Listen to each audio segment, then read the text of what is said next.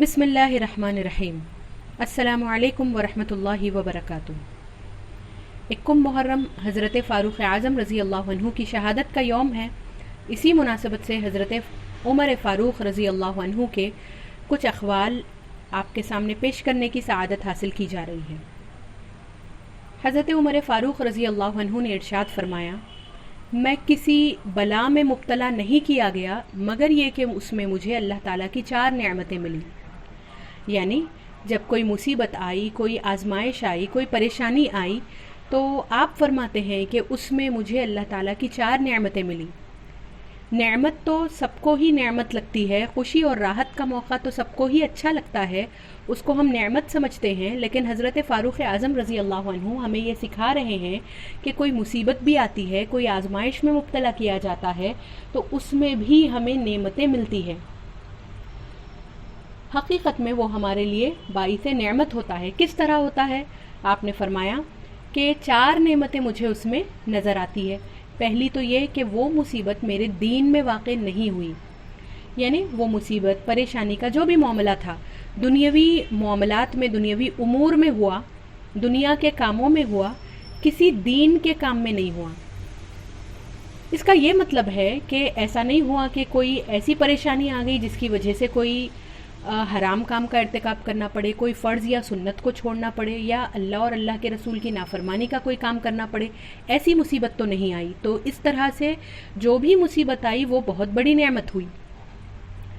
دوسری نعمت آپ فرماتے ہیں کہ اس سے بڑی نعمت اللہ تعالیٰ، اس سے بڑی بلا میں مجھے مبتلا نہیں کیا گیا۔ یعنی دوسری نعمت آپ کو اس مصیبت میں یہ نظر آتی ہے کہ اس سے بڑی مصیبت بھی آ سکتی تھی، اس سے بڑی آزمائش بھی ہو سکتی تھی، لیکن اللہ تعالیٰ کا یہ فضل ہے، یہ انعام ہی ہے کہ اس نے چھوٹی مصیبت دی، چھوٹی مشکل میں مبتلا کیا۔ بڑی مصیبت بھی آ سکتی تھی لیکن اس نے اپنے فضل و کرم کی وجہ سے بڑی مصیبت میں مبتلا نہیں کیا۔ تو اس طرح سے یہ بھی ایک نعمت بنی۔ تیسرا، آپ یہ فرماتے ہیں کہ اس مصیبت یا اس آزمائش کی وجہ سے میں رضا سے محروم نہیں کیا گیا، یہ بھی نعمت ہے۔ یعنی جب وہ مصیبت آئی، وہ مشکل اور پریشانی کا مجھے سامنا کرنا پڑا تو میں نے شکوہ شکایت نہیں کی، میری زبان سے ایسے کوئی نازیبا کلمات نہیں نکلے جو اللہ اور اللہ کے رسول کی ناراضگی کا سبب بننے والے ہوں۔ اس طرح سے مصیبت آنے کے باوجود بھی اللہ تعالیٰ نے صبر کی توفیق دی، حوصلہ عطا فرمایا، مصیبت کے مرحلے سے میں گزر گیا اور مصیبت ختم ہو گئی۔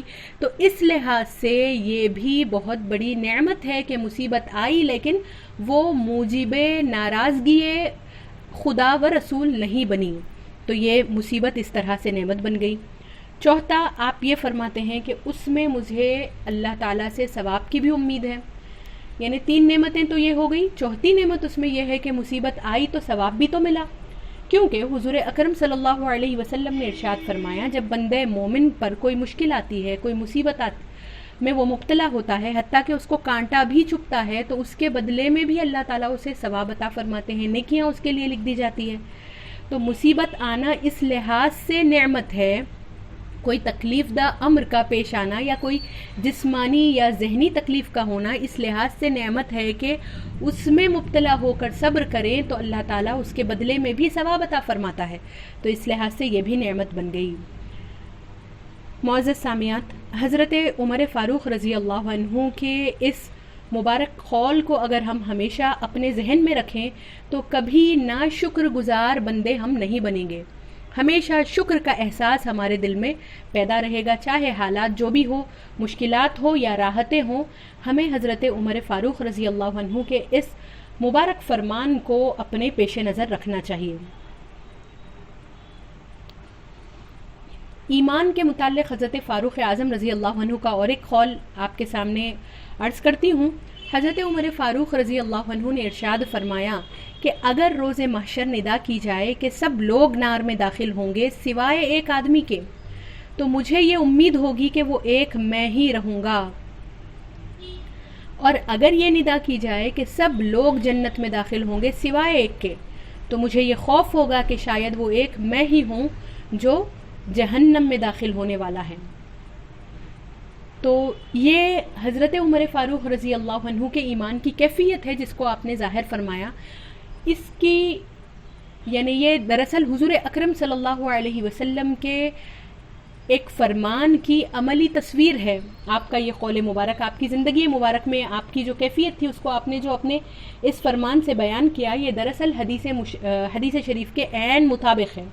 حضور اکرم صلی اللہ علیہ وسلم نے ارشاد فرمایا، الایمان بین الخوف والرجاء، ایمان خوف اور امید کے درمیان ہوتا ہے. یعنی ایک بندے مومن کے دل میں ایمان کی یہ کیفیت ہونی چاہیے کہ اس کے دل میں اللہ کی رحمت سے امید بھی ہو اور اللہ تعالیٰ سے اس کو خوف بھی ہو. مکمل طور پر رحمت کی امید لگائیں اور بے خوف ہو جائیں، یہ درست نہیں ہے. اسی طرح ہمیشہ خوف زدہ رہیں، اللہ کی رحمت سے مایوس ہو جائیں، یہ بھی درست نہیں ہے. ایک مومن کے لیے یہ مناسب نہیں ہے. مومن کی یہ شان نہیں ہوتی کہ ہمیشہ خوف زدہ رہے یا ہمیشہ بے خوف رہے. تو حضرت فاروق اعظم رضی اللہ عنہ نے فرمایا کہ میرے دل کی یہ کیفیت ہے، میرے خوف کی یہ کیفیت ہے اور میرے رب سے میری امید کی یہ کیفیت ہے. تو ہر مومن کو اس سے یہ درس ملتا ہے کہ ہم بھی اپنے ایمان کا جائزہ لیں، اپنے قلب کی کیفیات میں ذرا غور کریں کہ رحمت سے اللہ تعالیٰ کی ہم کتنی امید رکھتے ہیں. کہیں اتنی امید تو نہیں رکھتے کہ بے خوفی ہو گئے اللہ تعالیٰ کے عذاب سے، یا ہمیشہ خوف زدہ تو نہیں رہتے اس طرح سے کہ ہمیشہ ڈر ہے اللہ تعالیٰ کا، عذاب جہنم کا، عذاب قبر کا، اتنا ڈر اتنا خوف بیٹھا ہوا ہے کہ رحمت کی امید ہی نہیں ہے، رحمت پر نظر ہی نہیں ہے. تو یہ دونوں بھی کیفیات اعتدال میں ہونی چاہیے، امید بھی اور خوف بھی. ایمان کے متعلق ہی حضرت فاروق اعظم رضی اللہ عنہ کا ایک اور قول آپ کے سامنے عرض کرتی ہوں. حضرت عمر فاروق رضی اللہ عنہ نے یہ ارشاد فرمایا کہ کوئی شخص اگر دن بھر روزہ رکھے، افطار بھی نہ کرے اور رات بھر نفل پڑھتا رہے، صدقات دے، جہاد کرے، لیکن اس کے اندر ایک کمی ہے. یہ سارے اعمال صالحہ تو ہے لیکن ایک کمی اس میں یہ ہے کہ اللہ کی رضا کی خاطر نہ اس نے کسی سے محبت کی، نہ کسی سے بغض رکھا، تو ان اعمال صالحہ کا اسے کوئی فائدہ نہیں پہنچے گا. دراصل اس کا مطلب یہ ہے کہ اللہ تعالیٰ نے ہمارے دلوں میں جو ایمان و یقین کی کیفیت رکھی ہے اس میں نورانیت ہونی چاہیے، وہ کمپلیٹ ہونا چاہیے، وہ مکمل ہونا چاہیے. یعنی ہمارا ایمان کمال کی حد تک پہنچنا چاہیے. اور کمال تک ایمان کیسے پہنچتا ہے؟ کئی امور ہیں، ان میں سے ایک یہ بھی ہے. حضور اکرم صلی اللہ علیہ وسلم نے ارشاد فرمایا اور حضرت فاروق اعظم رضی اللہ عنہ کے اس قول سے اس کی ہمیں وضاحت بھی ہوتی ہے. تو حدیث مبارک میں ہے، سرکار دو عالم صلی اللہ علیہ وسلم نے ارشاد فرمایا، جس نے اللہ کے لیے کسی سے محبت کی اور اللہ ہی کے لیے بغض رکھا، یعنی دل میں کسی کی محبت ہے تو صرف اللہ کی خاطر ہونا چاہیے، دنیاوی کوئی فائدہ، دنیاوی کوئی تعلق یا کوئی سبب نہیں ہونا چاہیے. اسی طرح کسی سے بغض ہے تو وہ بھی اللہ کی خاطر ہونی چاہیے. کوئی ہمارا دشمن ہے، ہمیں نقصان پہنچاتا ہے اس لیے اس سے نفرت رکھتے ہیں، ایسا نہیں ہونا چاہیے.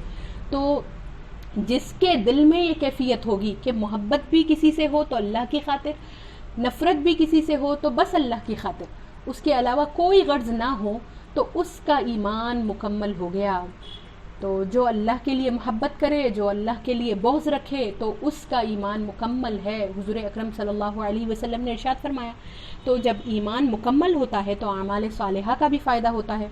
تو کوئی اعمال صالحہ کی فکر میں تو ہے، عبادتوں میں اپنے شب و روز گزار رہا ہے، لیکن نہ اس نے اللہ کے لیے کسی سے محبت کی، نہ اللہ کے لیے کسی سے نفرت کی، مطلب اس کا ایمان میں کمال نہیں پیدا کیا، اس کا ایمان ادھورا ہے، ناقص ہے، تو پھر اعمال کا بھی اسے کوئی فائدہ نہیں ہوگا.